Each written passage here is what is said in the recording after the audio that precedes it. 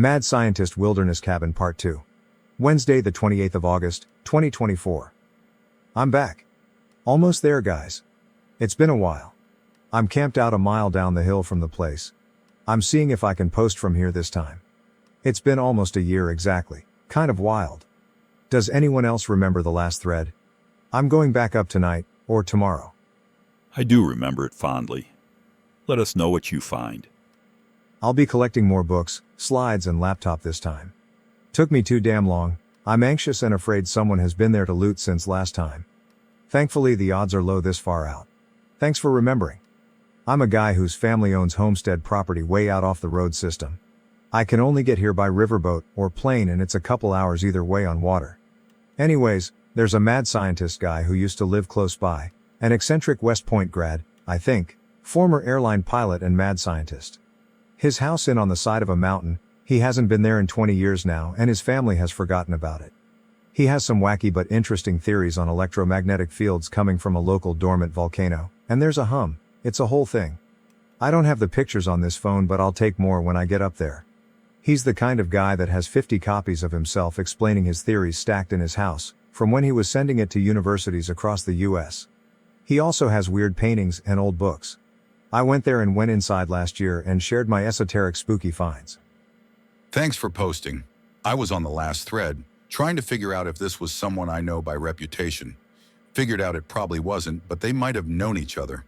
Looking forward to seeing what you find. Who shit? Holy fuck, it's been almost 5 or 6 years since your last posts. We remember exactly where you left off. You had photos of a rare Macintosh, some cool legit paperwork, stacks of classified stuffs, boxes, envelopes of such. How's it been, man? Be sure to get real clear quality pics and some visuals of the room's floorboards and other things. Perhaps footage that bring out the mad scientist aesthetic, perhaps. Blessings and best of luck. Oh, and look for hidden compartments, layers, and tunnel or passages below. One thing I would really appreciate is if you could get pictures of data tags and model numbers on any scientific test equipment you see. I think I could get a better idea of what he was doing if I had that. If I was going to take one thing, it would for sure be the laptop. Also, please keep in mind what I said in the last thread about not opening up homemade equipment without some kind of dust mask due to potential heavy metals. Don't want you to get a case of the lung. Holy shit, I can post again. Once I started up the trail yesterday, I was hit with an error message until I left the mountain entirely just now. Even though I posted yesterday, WTF, I'm alive, got the laptop, slides, new posters and creepy painting. Creepy painting under a bunch of garbage. Labeled slides of bacteria. It's not about bacteria, it's about algae. Specifically green or green-yellow algae. I didn't do too much digging, but I'm pretty sure that VHS has something to do with whatever the guy was doing that involved cell division. After all, algae is a unicellular/multicellular organism. Interesting slides. It seems similar to the research that Reich did into orgone and protozoa. TLDR on Reich is that he believed organisms appeared from other materials when they were subject to an alternate form of energy, orgone. Is there some kind of notebook that connects electromagnetic field changes to the growth of the algae? It looks like he was experimenting with this, given his theories on the EM field charging life.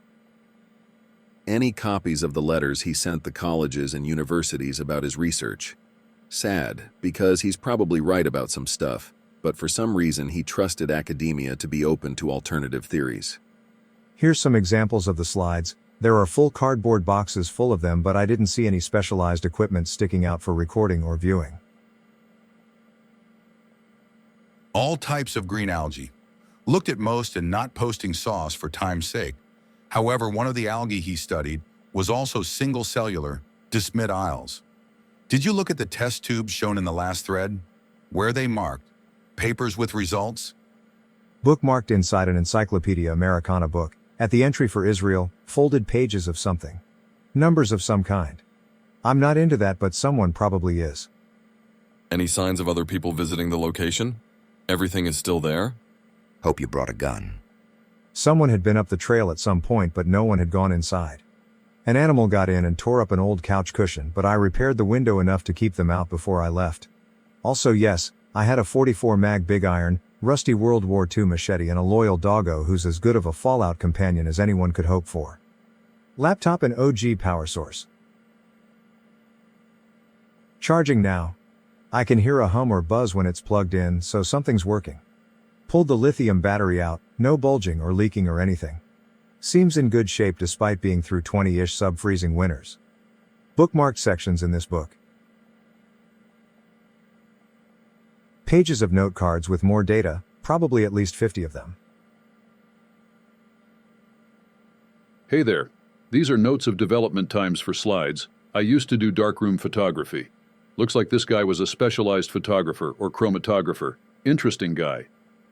Here's the original diagrams he used for anyone who didn't want to comb the OG thread. I'll post them in the order that seems best, but they were all scrambled when I found them, and the two from this trip were understuffed the first time.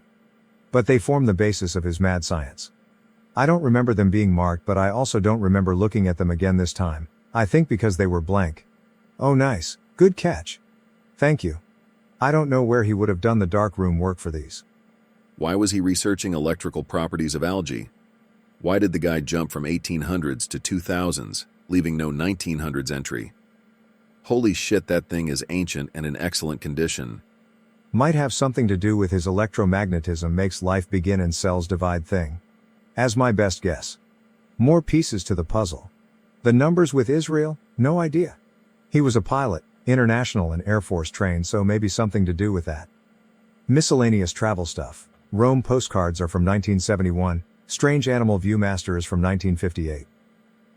Okay, so, it started up, went to this screen, I hit enter, and then it went to a loop of computer startup noises, that end in a woo noise before they start again. The IBM screen flashes for a second as this happens, but it seems like it continuously tries to start but fails within about 3 seconds. What now, wizards? A Dead Sea MOS battery can prevent your computer from booting properly, resulting in errors or failure to start. Either find someone competent enough to replace that battery, or pop out the hard drive and connect into a laptop that has a functioning BIOS. Ancient laptop's hard drive can only be but so big. Copy the entire contents.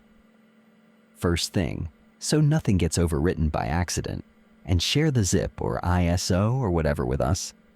I'm stoked you're back. First thread was timeless by itself. Addendum. Did you play around with the F1 for menu or enter to continue even? Might be able to set the clock manually and get it to boot. Is there an easy way to get the drive out without tearing it apart? There's also CD or floppies in the drives, nothing plugged in anywhere. Holy shit. What if this is a pre-Y2K laptop that never got adjusted? It can't connect to Wi-Fi and shut down the internet, right? LOL, kidding. But I got the menu to come back up after it sat for a while. Also, froze when I went to basic system setting right here. Also, thank you for the encouragement. I appreciate having something interesting to share. It's easy to get a hard drive out usually. Should be one of the first accessible parts upon taking out a few screws on the bottom panel. Potentially look under startup configuration. Make sure it's set to boot from the hard drive first and not boot from CD, etc. That said, you could also look into a Linux Live CD. Pop it in, boot into Linux, and see what you can recover. That's a bit involved if you've never installed an operating system before. Just want to lay out as many options as I can. Interesting. It's set to floppy first, then CD and then hard drive. Does that happen by itself, or is there a reason someone would set it that way?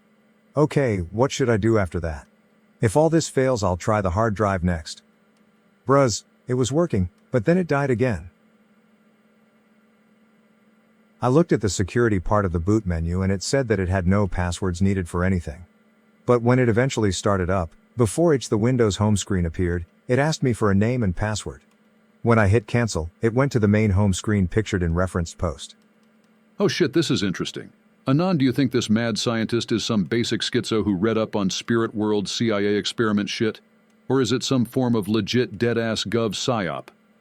I think the former, but more so, Earth's electromagnetism creates life flavor. He says there's a hum. And it helps the potatoes grow. Maybe the algae too. Diagram 2. Diagram 3. Yeah, I didn't grab the book, but the paper with the numbers folded inside didn't have any more info pointing anywhere. Could be years, but maybe times? From his information, it also has something to do with the mountain being a dormant volcano and being the right specifications to tune correctly with the electromagnetic field. And another, from the front door. Does he have any notes about mafic or felsic lava? The mineral content, specifically silicon dioxide of the lava itself, is likely the most important thing here regarding tuning to the Earth's EM field. If this dude was correct, then the mineral composition of the igneous rock was such that its resonant frequency matched and amplified the Schumann resonances, and this was connected to the emergence of specific life forms. Would be interested how detailed his specific theory was regarding this. I haven't seen one yet, but I'll put that at the top of my list. The next time I go back, I want to take some trash bags and clean up, if only to see what I'm missing under the piles of crap. I'm definitely missing the meat of the theories and how they connect the supposed volcanic minerals and electromagnetic flow with the algae, even though it's clear that what he was working on. I'm guessing he thought exposure to the hum might accelerate or change the cell division. I do have copies. I will repost them here along with the handwritten papers. I have one here that I don't think I had last time. It's in cursive, but I'll transcribe it. That's also some specific info I'm missing so far. The story goes that everyone in the area supposedly knows that it's a dead volcano, but they only know so because mad scientists said so. And I'm still figuring out how he knew. This is a small mountain at the foot of another decent-sized mountain, which is situated in the middle of a large valley between other mountain ranges, but all by its lonesome out in the middle. The normal-sized mountain does look like a spent volcano, but the smaller one, with my property and his property, cabins on, is so overgrown that you can't tell. Though there are prominent rock outcroppings there that I don't see elsewhere in the area. If you were to look these mountains up on Google, they don't mention anything about volcanoes, but they're not especially explored or studied as far as these things go. I like your thoughts. We'll save and expand with more info as I go. So a few questions about these pics. What kind of power source did he have there if it was so remote? The wiring doesn't look like standard 110 volts home wiring. Also, was this dude American because the calendar had the month of October written in a German spelling? Also, does anyone live here and how recently was it abandoned? Because that wood seems to be recently cut, and it was cut using some kind of power tool. He was American, and we are still in the US here, but he was an Air Force trained and commercial pilot who seemed to spend a lot of time in Germany and Japan, from the stuff I've seen. I was wrong when I mentioned West Point. It was somewhere in Alabama and Air Force, I think. I didn't get a picture of the yearbook. I want to say Maxwell, but could be wrong. Around this area we would usually use a generator for power, hauling in gasoline from the road system and using sparingly. But he had a small rudimentary solar system set up as early as 2000, might have been earlier. I still see the panels and batteries, but haven't seen his generator if he had one. It might be in one of the two locked side buildings. You can see the solar panels on the top right of the cabin here. The mad scientist has been AWOL since the early 2000s, and no one outside of the immediate area has been up there in at least 20 years, roughly. The wood would have been cut by chainsaw or gas-powered splitter. Sounds like something along the lines of directed energy at specific frequencies, amplitude, and patterns can cause raw materials to form organic compounds sufficiently advanced enough to replicate. In nature, even at a geographic location where the energy is right, this could take a ridiculously long time. After all, the process is relying on the right energy to cause the right molecular bond to form that otherwise wouldn't form in standard conditions. Because nature's energy has its own variances, life forming in this way would basically be up to RNGesus. I speculate the mad scientist was studying how man could accelerate or control this process. I've been wondering about you lately, OP. Didn't realize it's been a year already. Love this stuff. Cheers. Did you ever learn this guy's name? Would you be willing to share? Lives alone in the woods doing research and also painting. Some connection to Israel. Earth as a charge capacitor and its effects, which includes cell division. Looking for enzyme reactions to light, specifically light. An interest in the spin of something in regards to energy. Anon, have you ever come across something related to this energy being used to cause water to be distributed in plant bodies? I don't think he's trying to state that electromagnetism creates life, but is just one physical forces that enables it among all the others, of course. It's not as outlandish as Anons are making it seem. There's a guy who is almost a carbon copy of this. He's a painter, lives alone in the woods, and does research into energy. He specifically has determined a hidden in plain sight force, charge, which is actually photons with a spin, or light, is what makes for a unified field. Which is why your Air Force researcher figuring this out years before Miles Mattis is very interesting. He was also onto the idea of light being involved in life processes. This is nuts to me because Miles Mattis was writing about this around 2006 or 2007 at the earliest. So if this scientist figured it out alone presumably, and Anon says this is 20 years old, meaning 2004, then it predates Miles Mattis, which has a lot of implications and brings many questions. Glad to hear from you, glad to provide something of at least small interest. At this point I'm still too paranoid to disclose his name. I've done the Google test. Now that's very interesting. I've got paperwork of his talking about this as far back as '95. I'll look into the guy you mentioned and see if there's any arbitrary connection. I'll repost the manifesto from the last thread and transcribe the newer paper when I get a chance today. This was with the supposed master VHS copy. I'm going to type up this 5-page description that came with the VHS master copy. The magnetic dynamo gives the most logical explanation for the secret of life. For 15 years I have lived on an extinct volcano, blank miles from blank, where 4 electrical phenomenon have revealed to me the flow of electricity that could well be the needed force for the process of life to occur. The particular phenomenon that revealed the electrical flow to me was what I call the buzz. This is a continuous hum that is audible to the ear and is very similar to the noise heard beneath a high-power transmission line. 3 other phenomenon occur at blank that appear to involve flowing electricity also, which gives further support to the theory of flowing electricity through the atmosphere. When the atmosphere was tested with a steel cable and a digital millimeter on the extinct volcano, I detected an actual electrical flow at the 400 MV level of electricity, coming from the atmosphere and returning to the magnetic dynamo. The most apparent source of this electricity is from the electromagnetic field, which is powered by the magnetic dynamo in the center of the Earth. Only now have I been able to initiate many other electrical phenomenon that occur on Earth to this one isolated power source. Never before was I able to link lightning bolts, static electricity, St. Elmo's fire, and lightning from volcanic clouds to the same source of power. The most logical reason why previous association between these phenomena never occurred in my mind was because of my inability to comprehend the change that can and does occur in electrical forces within a closed circuit. Continued manifesto. The megavolt display in lightning bolts was too difficult for me to associate with the static electricity in my shirts. But when an object can be charged by the accumulation of a small electrical flow within the atmosphere, totally different electrical displays can and do occur when the accumulated electrical charge does flow. When I look at the world as a total package, it became very obvious to me that it is a simple closed electrical circuit, judging from my own basic knowledge of electricity. The magnetic dynamo in the center of the Earth is the basic power supply for most or all displays of electrical phenomenon around the world. These displays are only visible to our eyes on random occasions because much of the electrical energy powered by the magnetic dynamo remains in the resting stage for much of the time. It is only when the electrical charges can accumulate enough strength to overcome their surrounding resistance can they become active and flow. Consequentially, much of the Earth is acting like a charged capacitor, maintaining the electrical charge produced by the magnetic dynamo. The animal body is able to accumulate an electrical charge from the electromagnetic field, and I firmly believe that this is the basic power source for the process of mitosis to occur within that animal's body. The animal body and all other living organisms have the ability to transform the basic power from this accumulated charge to their required MV levels with the use of the tool called biochemistry.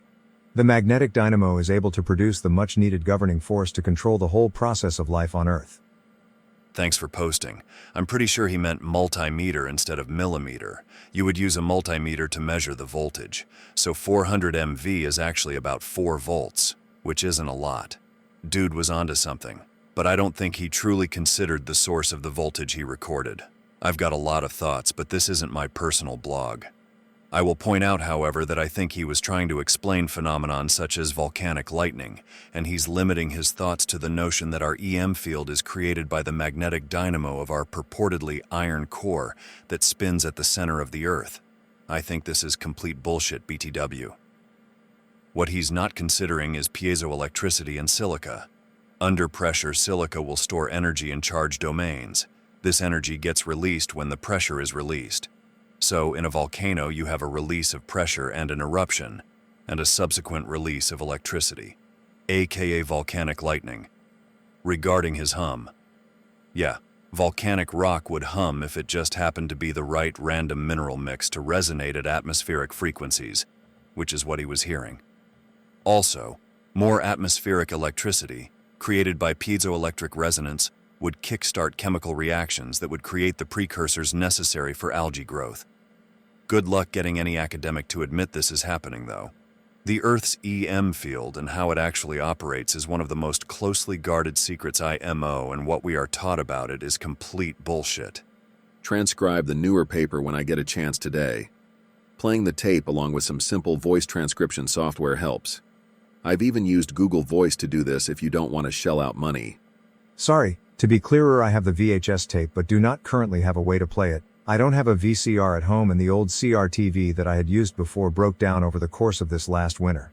While the original written manifesto was with the master copy VHS, I have not watched enough of the video to say for sure whether it is basically the same thing. I think the newer paper from just a couple of days ago is a separate manifesto also, though I can't be for sure until I take the time to read through the cursive and write it down. My wife is making me help her clean the house and put up Halloween decorations today, so it'll be later on this evening. That sounds like a good idea for transcription of the VHS. Whenever I find a VCR though, I will do that. LOL. This Mathis dude is my kinda schizo. Thanks for posting.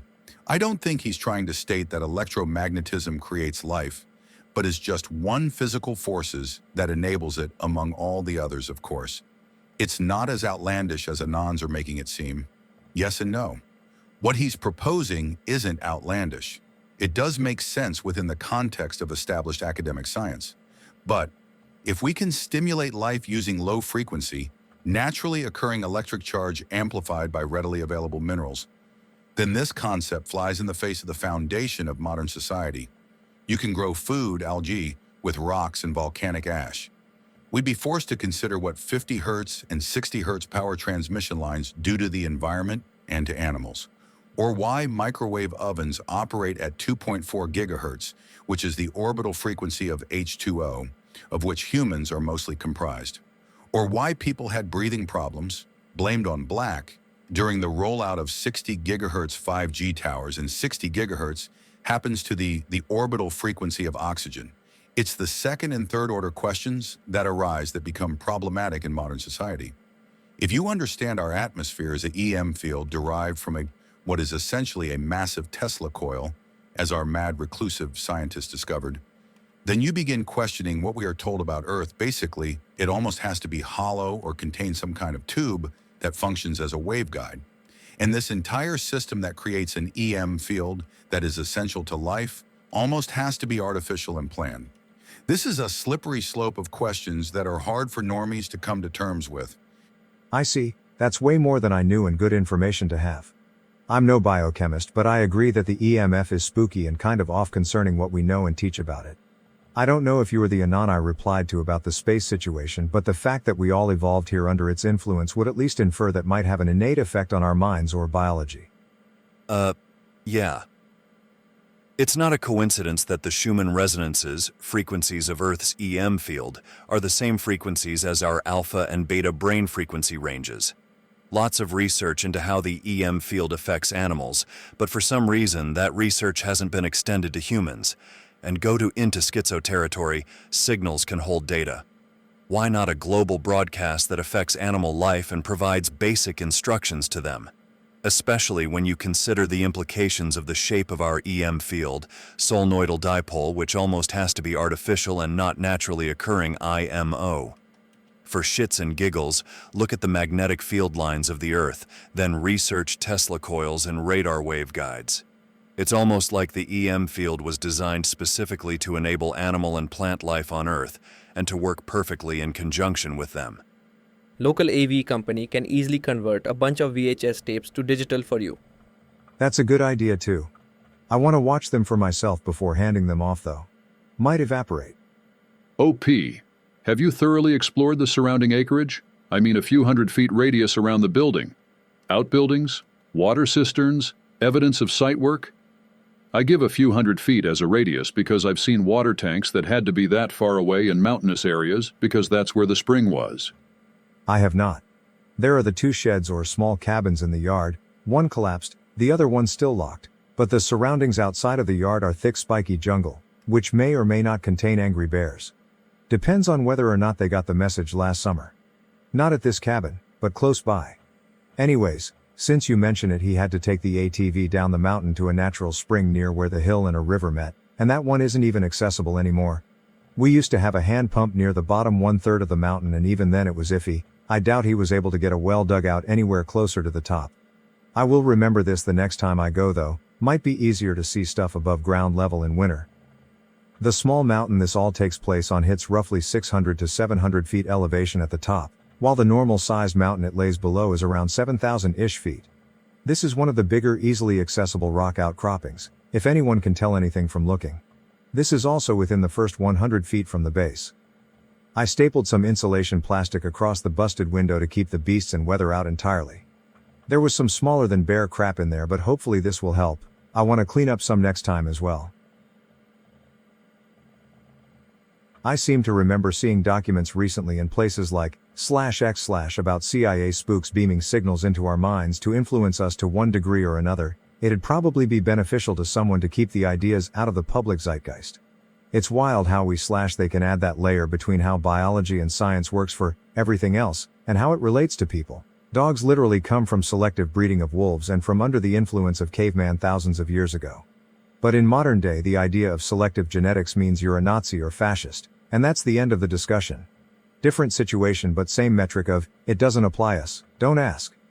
Also, random question, unrelated, but if that's the way it works, do you personally believe it happened randomly in a rare configuration, or that it was created that way specifically to create life by another influence?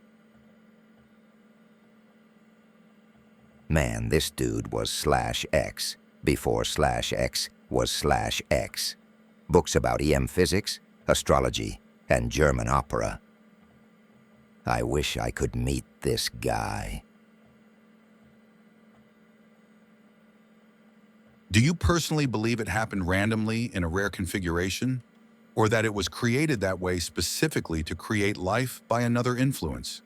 It almost has to be the latter. The absolute perfection of life and how physics, biology, and chemistry work seamlessly to make life happen is astounding to consider. This perfection doesn't occur randomly. Also, the more you know, the more you realize we don't know anything. And our educational textbooks just gloss over massive swaths of knowledge relevant to everything. Like this topic. It's pretty simple, some of the stuff the mad scientist is talking about, but it's just not taught, and you really have to seek it out for yourself. It almost seems like we are being intentionally kept in the dark about our existence and how we came to be. Fair point, I respect it. I've got my own theories and tangents on a lot of things that don't intersect here, but I think realizing what our species' most valuable evolutionary trait has been the collection, organization, and retention of information about the world and universe. Obviously we couldn't have gotten here without bigger brains and thumbs and whatnot, but we had those for eons before we suddenly created what we have in the last 500 years. Just my personal opinions. Creating civilization from the mud and rock seems like a significant thing, at least with the info we have available. But again, what do we know? Unknown unknowns and so on. Thank you for posting. I'm going to start transcribing this new letter now that I've got some time to sit down. More meat and potatoes of the theory. Manuscript B. The nature of the electron flow through the atmosphere. Prologue. Dear Joe, enclosed are the physical characteristics about our electromagnetic field that I have been giving a lot of thought to for the past 10 years. I feel quite sure they are very close to the truth. Good luck with your publications. Mad Scientist on the Hill. 1. Within the troposphere and on the surface of the Earth there are many objects that will collect and maintain this slow flow of electrical energy emanating from the southern pole region and on its way to the northern pole region. These objects include water in many different forms, clouds, river, lakes, oceans, fog, etc. These objects also include many metals, iron mines, copper mines, automobiles, all natural organic material, etc. It is my opinion that when one of these objects become completely charged to its maximum, it becomes independent from the total electrical flow potential and establishes its own south and north pole. In effect, all of these electrically charged objects reduce the total apparent unified electrical charge close to the surface of the Earth, which leaves a higher amplified or unified charge in the ionosphere and stratosphere.